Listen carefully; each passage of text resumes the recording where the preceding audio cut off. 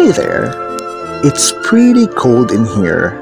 Medyo tugnaw tungod sa ulan. Anyways, I have a story. So, there was once a girl named Udan. She was just like any other kids.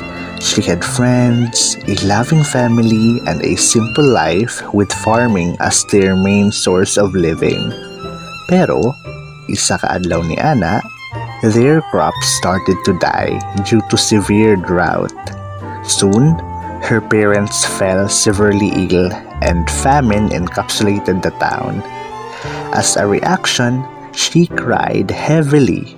Nihilak siyag taman hangtod iyang luha kay nibaha sa tibuok lugar.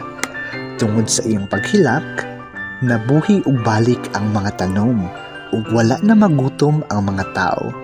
Apan, sukad ato, wa na siya makit-ipag balik.